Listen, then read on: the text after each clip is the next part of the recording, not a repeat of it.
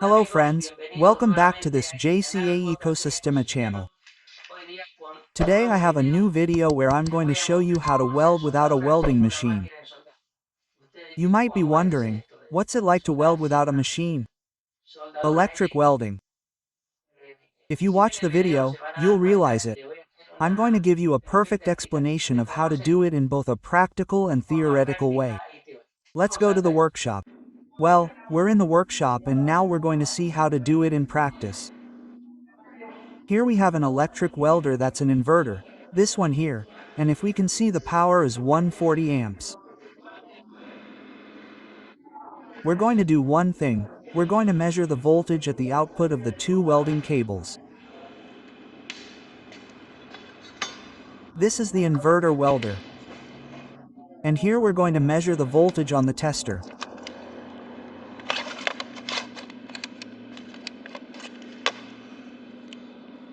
Let's see what the voltage of the weld is.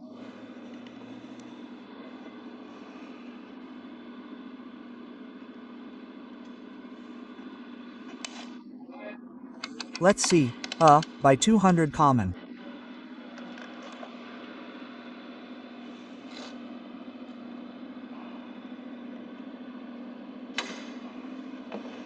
There it is working. There we have 81, 82 volume, 82.4. The weld has 82.4 volume. It's actually a little less. What happens is that since it's a high frequency weld, it's generating some error in the tester. Well, the weld has 84V. Let's do a test. Let's try to melt an electrode.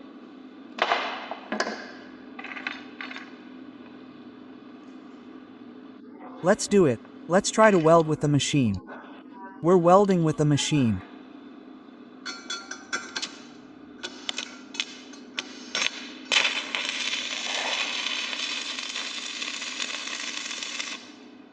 Well, no more because we all know that the machine works. It's the 84 volts machine. Now comes part of what I wanted to explain to you. In reality, the welding machine is a power source like a transformer, like any source. In this case, I'm going to replace it with 3 batteries. 3 12 volts batteries. And I'm going to connect them in series. Positive, negative, negative, positive, negative, positive, negative, positive, negative, positive. And I'm going to have a negative and a positive. And if we add the 3 in series, we're going to get 36V. Now I'm going to make a bridge. This is a precarious bridge because the idea is for you to understand that it can be done with anything. Let's suppose that we are in an emergency where there are no terminals. Here I made the 36 volt series. I'm going to measure it with the tester and see if I should have approximately 36 volts. I have 38.2, 384, 383, 384. Why? Because the batteries are charged. It has more than 36. 36 would be the nominal value, 38 the value with charge. Well, let's go back now to see if it can weld.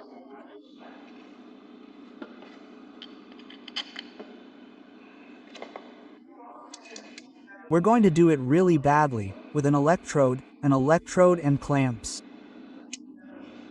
There's no quotient here because 36 volts doesn't give me any current either. The human body is still an insulator for that voltage. I'm going to put on these glasses that aren't ordinary human glasses, ordinary smoke glasses, but they can be used for welding.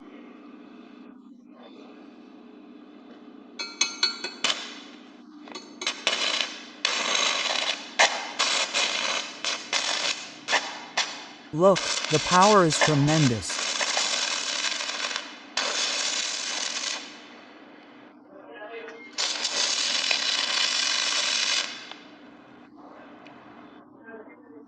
Well, I want to tell you that what I did was replace the welding source with another source, in this case, a direct current source formed by 3 batteries.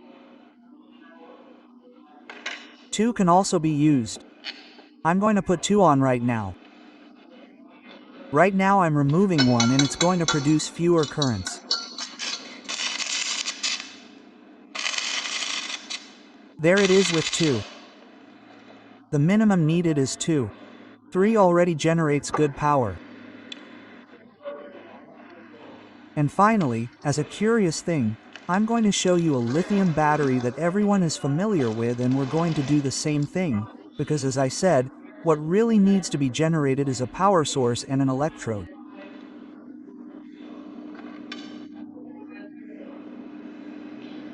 Since there's an electrode, these cables are too thin for the voltage. I'm going to do a little test so as not to damage the battery, because they're batteries with very little capacity, amps of amps. I'm using the clamp so you can see that it's not necessary to have an automatic clamp either. Wow, impressive. This is the lithium battery. I'm going to do a little test.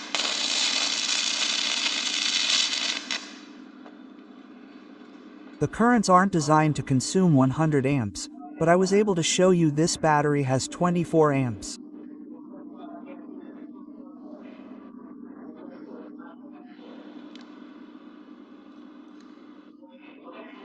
Friends, with this I'm going to show you how to do an emergency weld in case you need to do some welding in the field somewhere.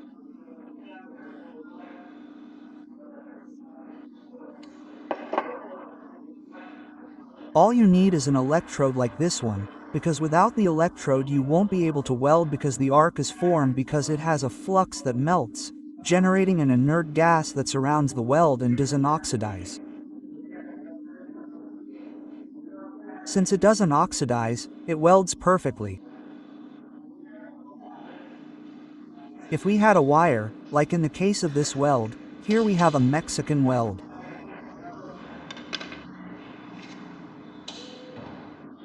If you see, it has a wire with 100 fluxes, but the gas that passes through it, through this nozzle, is the flux. In this case, this type of weld, what the flux does is the gas. And in the case of the electrode, the flux does it by melting the material on the electrode. With this we come to the conclusion that a weld is a power source. Of course, above 11 kilowatts, 6 kilowatts minimum, you can weld. The batteries have more than enough. Stay until the end because now I'll explain a little theory about how and why these worked.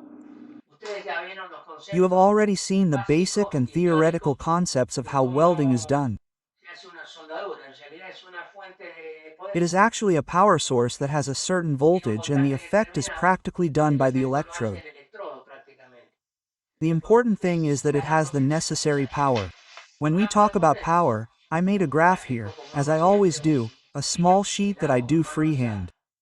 I will see if we can improve this topic, but always with the intention of making everything very understandable. Let's go back to the sheet. The topic is the following. Power is always represented in watts and watts are volar. Whenever we talk about direct current, if we talk about alternating current, it is not volume, it is volano of phi, which is another factor that we will see later when we talk about alternating current if necessary. The machine, as I showed you, had 85 volume in the cables. I actually do not know if this is the exact voltage, because since it was high frequency, the tester has indicated an error. But let's make a comparison. It had 85 volume 140 amps. The power if we multiply 85 asterisk 140 was 11,900 W11 kilowatts, 9. The batteries had 36 volts because they are 3 12 volts batteries. It actually says 75 amps up to 600 amps. The amps they have been drawing depend on the diameter of the electrode. In this case, if we multiply by 75 amps we will have a power of 2700 W, and if we multiply by 600 amps, which is the maximum consumption that a lead-acid battery of this type can have, by 36 it gives us 21,600. What do I mean by this? That we are actually above the power of the welding.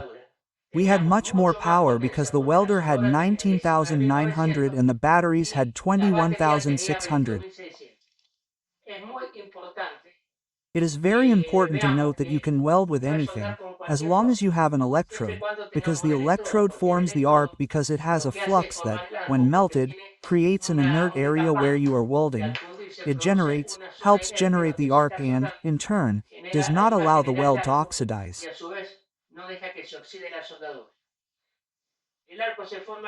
The arc is formed from approximately 24 V. All welds are between 80 and 60 volts, whether alternating or direct.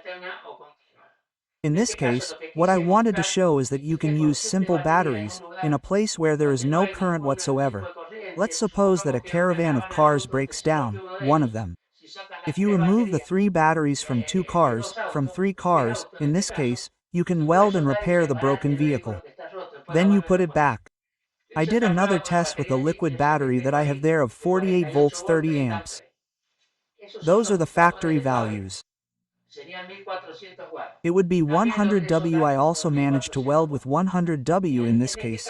I didn't weld for a very long time because I didn't intend to make the battery suffer too much, because the maximum is 30 W and it must be exceeding 30 W at least 100 amps, 30 amps, sorry, 30 amps maximum, and the electrode must be exceeding 100 amps.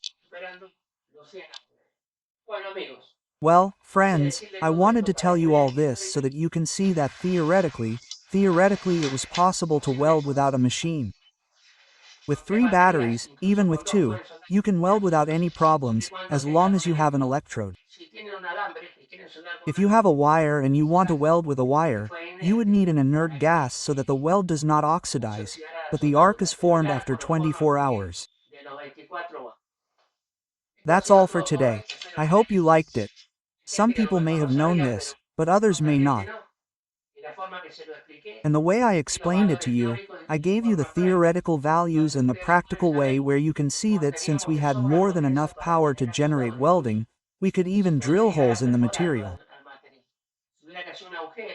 If at any time you had to make a hole in a material, with this power it is possible to make a hole, or weld an element of a car in a moment, a caravan, in a desert place where there is no way to consume electricity. You can do this experiment.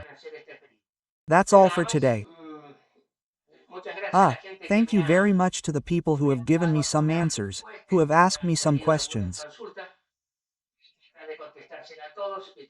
I will try to answer them all and try to increase our group of subscribers and become a family so we can move forward and share knowledge. If you like the video, as always, give it a like, activate the bell so YouTube will notify you, and, of course, subscribe. Until next time, and thank you very much.